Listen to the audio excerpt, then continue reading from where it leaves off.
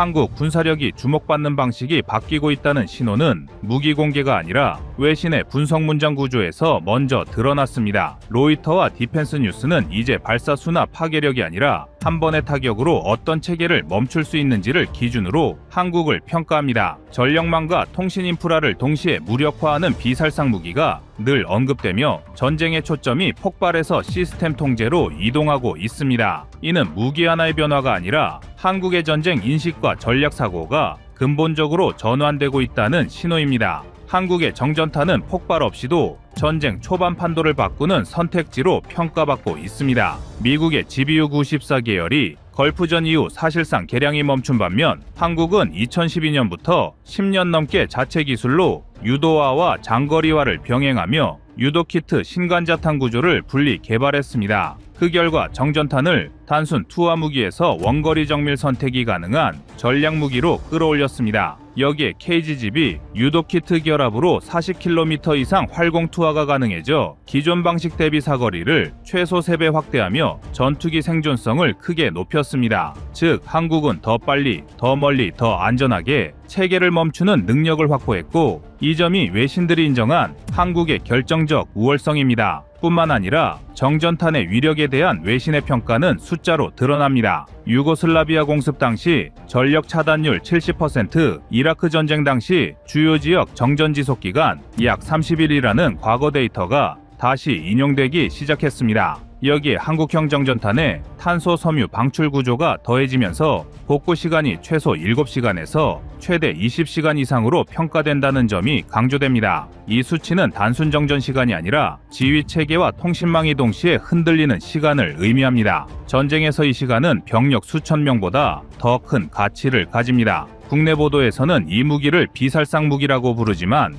외신 프레임은 다릅니다. 소프트킬이라는 표현 뒤에 전략적 선제 무기라는 설명이 붙습니다. 폭격으로 도시를 파괴하지 않고도 국가 기능을 멈출 수 있는 능력이라는 의미입니다. 이 지점에서 한국의 삼축 체계가 다시 해석됩니다. 미사일 요격이나 반격 이전 단계에서 상대의 판단과 결정을 마비시키는 선택지가 추가된 것입니다. 이 무기가 중요한 이유는 북한만을 향하지 않기 때문입니다. 외신 분석은 한반도를 넘어 동북아 전체 전력 인프라 구조로 확장됩니다. 밀집된 전력망, 복잡한 송전구조, 산업시설 집중도라는 조건은 정전탄에 매우 취약한 환경입니다. 한국은 이 구조를 가장 잘 아는 나라 중 하나입니다. 수십 년간 고밀도 산업국가를 운영해온 경험이 그대로 무기 설계에 반영됐기 때문입니다. 정전탄 개발 과정에서 방산업계 관계자들이 주목하는 대목은 국산화율입니다. 탄체, 자탄, 유도키트, 신관까지 국내 기업이 역할을 나눠 담당하면서 핵심 구성품의 국산화 비율은 80% 이상으로 알려져 있습니다.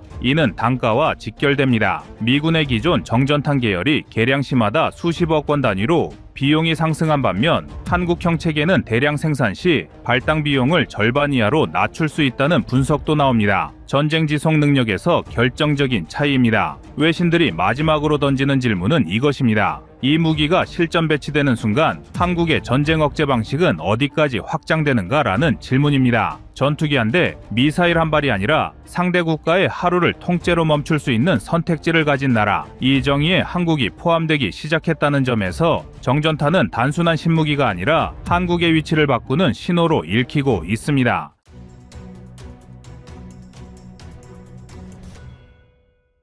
정전탄을 둘러싼 진짜 이야기는 무기 성능보다 먼저 작전 개념에서 시작됩니다. 군 내부에서 이 무기를 바라보는 관점은 파괴 수단이 아니라 시간 통제 수단에 가깝습니다. 전쟁이 시작되면 가장 먼저 필요한 것은 병력이 아니라 전기입니다. 레이더, 통신망, 지휘소, 연료 펌프, 철도 관제, 병원 비상 시스템까지 전력에 의존하지 않는 체계는 거의 없습니다. 정전탄은 이 연결고리를 한 번에 끊어내는 도구로 설계됐습니다. 총을 쏘지 않아도 지휘가 멈추고 명령이 전달되지 않으며 판단이 늦어지는 상황을 만드는 무기입니다. 방산업계 관계자들이 주목하는 부분은 운용 유연성입니다. 한국형 정전탄은 항공기 투하형, 활공 유도형, 미사일 탑재형까지 확장 가능한 구조로 개발되고 있습니다. 이는 하나의 탄종이 아니라 플랫폼 개념에 가깝습니다. 동일한 자탄 구조를 유지하면서 투발 수단만 바꿀 수 있기 때문에 전투기 세대가 바뀌어도 무기 자체는 그대로 사용 가능합니다. 이 구조는 장기 운용 비용을 크게 낮춥니다. 군 내부 분석에서는 동일 효과를 내기 위해 정밀 유도폭탄 수십 발이 필요한 상황을 정전탄 한 발로 대체할 수 있다는 계산도 포함돼 있습니다.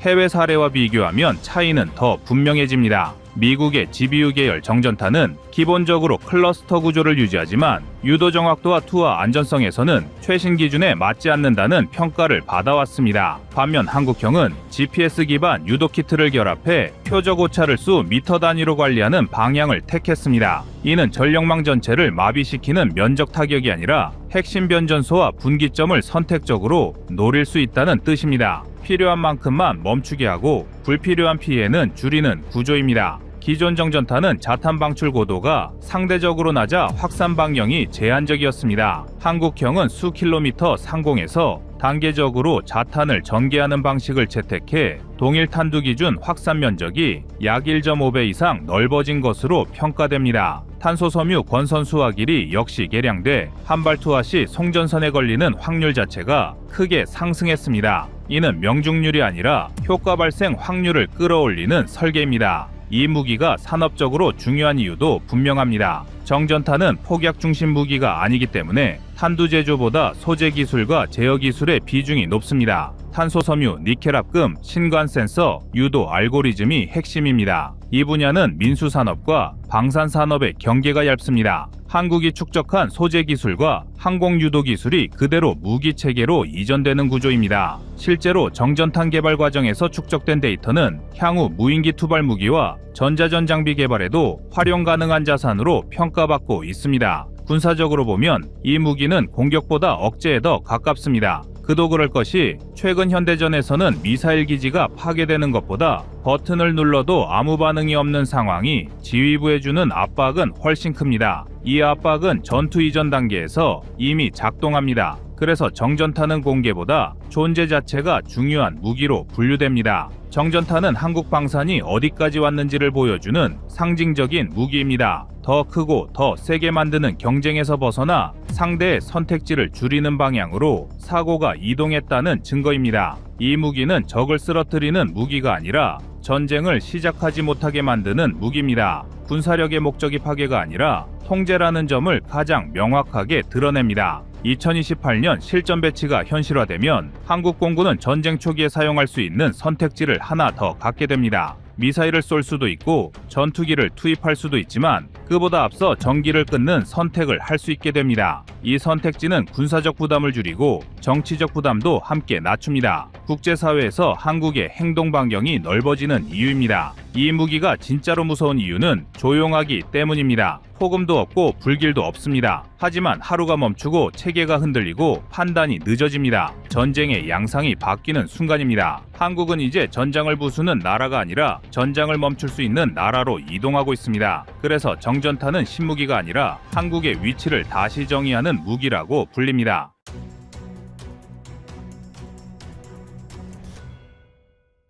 다음은 25년 3월 24일 16,000파운드급 엔진 개발 영상입니다.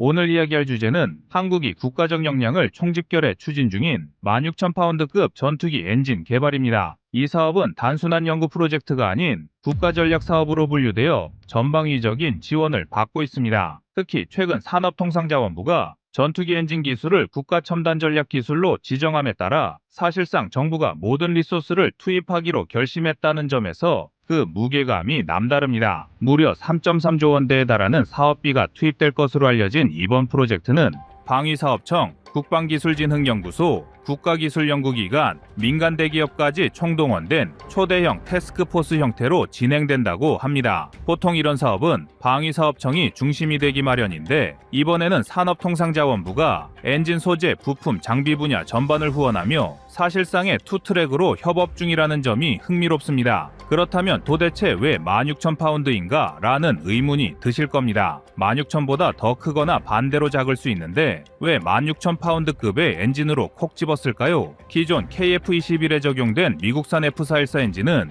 밀추력 약 14,000파운드 수준이었는데 애프터버너를 가동하면 22,000에서 24,000파운드로 올라갑니다. 그런데 14,000파운드에서 16,000파운드로 상향 조정하면 초음속 순항 성능 및 무장 탑재 능력의 여유가 커지고 해외 수출 시에도 더 높은 출력이라는 매력 포인트를 내세울 수 있게 됩니다. 동시에 제작 난이도가 확 뛰어오르지만 이를 극복하면 국산 전투기 엔진을 세계 시장에 내놓을 수 있게 된다는 것이 장점입니다. 그런데 한국이 전투기 엔진을 개발하기에 앞서 국제시장에서 전투기 엔진을 선점한 국가들의 견제를 피하려 획기적인 방법을 모색했는데요. 그래서 준비했습니다. 오늘은 대한민국의 16,000파운드급의 전투기 엔진 개발 현황에 대해 알려드리겠습니다.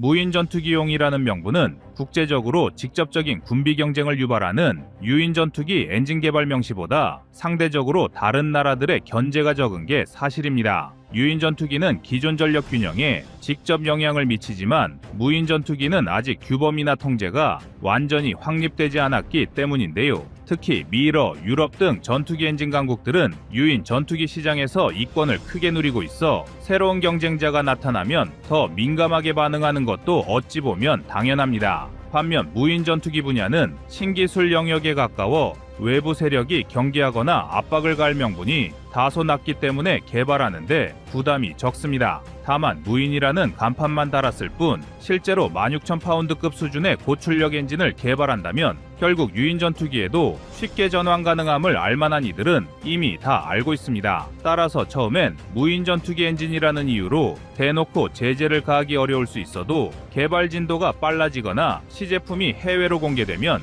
견제 수위가 다시 높아질 여지가 있을 수 있습니다. 또한 군사용 핵심 기술은 미국의 ITAR 등 각종 국제 통제의 대상이 될 수 있으므로 무인 전력이라는 명분만으로 완전히 자유로울 수는 없다는 지적도 나오기도 합니다. 즉, 해외 주요 국가들은 초기 단계에서는 비교적 관망하는 태도를 보이되 한국의 개발 속도와 실제 성능 진척을 주시할 가능성이 높습니다. 만약 한국이 짧은 시일 안에 핵심 소재 부품까지 자립해내는 조짐을 보인다면 특정 국가들은 기술 협력을 통한 이익 공유를 시도하거나 반대로 소재 부품 수출 제한으로 압박을 강화하는 식으로 양면 전략을 펼칠 전망인데요. 이런 이유들 때문에 전투기 엔진 개발은 전차의 파워팩 개발보다 훨씬 어렵습니다. 고온고압 환경에서 수천도의 열을 견뎌야 하고 극도의 내구성과 안정성을 확보해야 하므로 미국, 러시아, 프랑스 같은 항공 선진국만 독자 기술을 축적해온 상태죠. 우리나라도 KF-21 개발 과정에서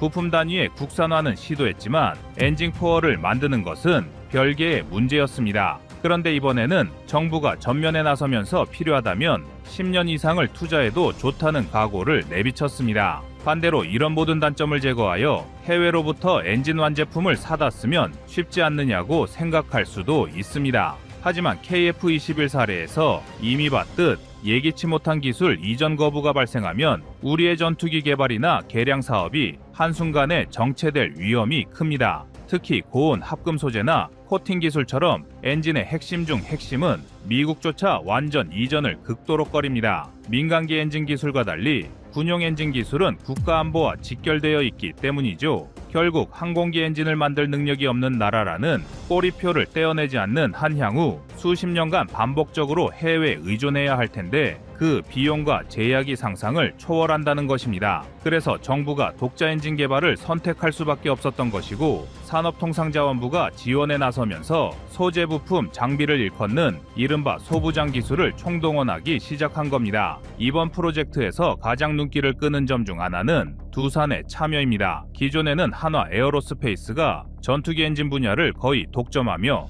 F404, F414, 계열 라이선스 생산이나 정비를 맡아왔는데 여기에 두산이 뛰어들어 엔진 부품과 소재 사업에 참여 의사를 밝히면서 경쟁 구도가 형성되었습니다. 두산은 발전 소형 가스터빈을 국산화하면서 이미 초고온압금 소재 분야에서 상당한 경험을 쌓았고 국내외 시장에서도 가스터빈 기술을 인정받고 있습니다. 보통 전투기 엔진에서 가장 까다로운 부분은 애프터버너를 가동했을 때 발생하는 고열을 견디는 블레이드와 터빈, 그리고 내부 냉각 시스템입니다. 연소실과 터빈을 포함해 소재가 견뎌야 하는 온도는 천문학적인 수준에 달합니다. 이는 발전소용 가스터빈과 기본적인 원리는 유사하지만 공중에서 초음속으로 날아가는 환경을 고려해야 하므로 훨씬 가혹하다고 할 수 있습니다.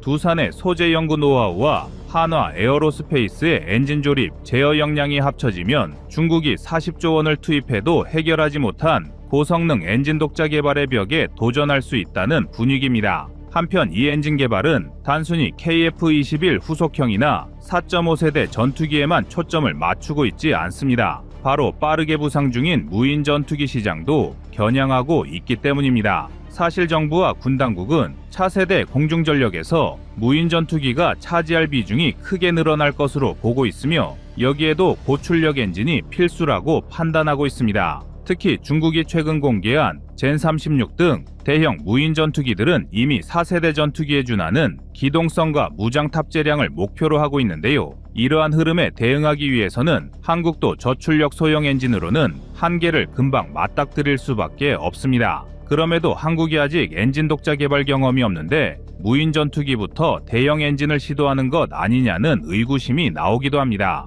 그러나 정부는 무인, 유인 전투기에 모두 적용할 수 있는 범용 엔진 플랫폼을 확보하겠다는 전략적 목표를 분명히 밝혔습니다. 이 과정에서 공개되지 않은 또 하나의 비화도 존재합니다. 한국군이 작성한 내부 문건에 따르면 미국과 러시아 등 주요 엔진 보유국이 해외로 엔진을 수출하거나 기술 이전을 할 때 무인 전력에 대한 규제가 상대적으로 덜하다는 점이 파악되었습니다. 유인 전투기는 직접적인 군비 경쟁 이슈가 되지만 무인기는 아직 국제사회가 규범화하지 못한 부분이 많아 개발의 자유도가 높다는 것입니다. 한국이 16,000파운드급 엔진을 무인 전투기용이라고 선언하면 기존 항공 강국들의 견제가 직접적으로 쏟아지는 상황을 조금이라도 피할 수 있다는 내부 판단이 있었다고 합니다. 사실 눈 가리고 아웅하는 시기지만 일단 명목상으로는 무인 전투기를 위한 엔진입니다. 추력이 14,000에서 16,000파운드급이면 KF-21 같은 유인 전투기에도 바로 적용 가능하기도 한데요. 물론 아직 넘어야 할 산이 많습니다. 전투기 엔진 개발은 초기 설계부터 지상시험, 비행시험 등 수탄 검증 과정을 거쳐야 하고 처음 개발하는 과정에서 실패 위험도 상당합니다. 뿐만 아니라 예산 초과와 일정 지연은 필연적이라는 전망도 있습니다. 그럼에도 불구하고 정부와 민간 기업들이 이번만큼은 가야 할 길이라고 입을 모으는 이유가 있습니다. 첫째 전차 파워팩 사례에서 확인한 것처럼 한국의 엔지니어링 역량이 과거에 비해 현저히 향상되었습니다. 소재, 부품, 장비 분야가 꽤 발전했고 군수 산업에 대한 투자 기반도 탄탄해졌습니다. 이를 항공 분야로 확장함으로써 비록 과정이 고되고 시간이 많이 걸리더라도 충분히 성과를 낼 수 있다는 기대가 자리 잡았습니다. 둘째로 엔진을 국산화하면 KF-21 개량형 혹은 후속기, 무인 전투기 등에 이르기까지 폭넓은 적용이 가능해집니다. 이렇게 되면 해외 업체에 의존해왔던 정비, 유지, 부품 공급 체계도 국내 생태계로 돌릴 수 있어 방위산업 전반에서 부가가치를 크게 높일 수 있습니다.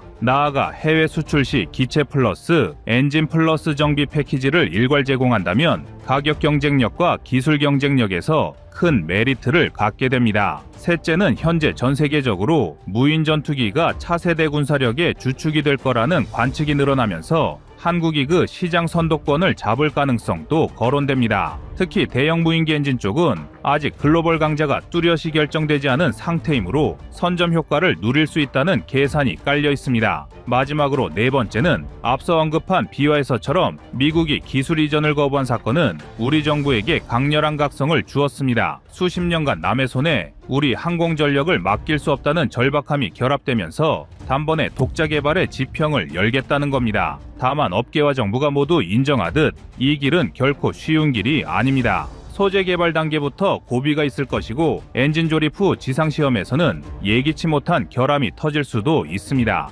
KF-21 개발 때도 결국 시제기 비행 테스트까지 오는데 적지 않은 난관이 있었던 만큼 엔진 하나만으로도 엄청난 인내심이 필요할 전망입니다. 그럼에도 대한민국이 걸어나갈 이 길은 단순한 기술 도전을 넘어 새로운 국방 패러다임을 여는 작업이 될 가능성이 큽니다. 과거 중국이 수십 년을 투자해도 해결하지 못했던 엔진 국산화 숙제를 한국이 더 짧은 기간에 달성할 수 있을지 전 세계가 주목하고 있습니다. 분명한 것은 정부와 민간이 이번만은 강력히 결심하고 있다는 사실입니다. 그리고 전차 파워팩 성공 이후 불가능해 보이는 기술도 충분한 투자와 뚝심으로 해낼 수 있다는 아주 좋은 실사례를 통해 과거에는 불가능하다고 여겼던 것들이 이제는 힘들지만 할만하다는 자신감이 생겼습니다. 이 흐름대로라면 10년 이내에 16,000파운드급 국산 엔진이 한국 하늘을 가르는 놀라운 장면이 펼쳐질지도 모릅니다.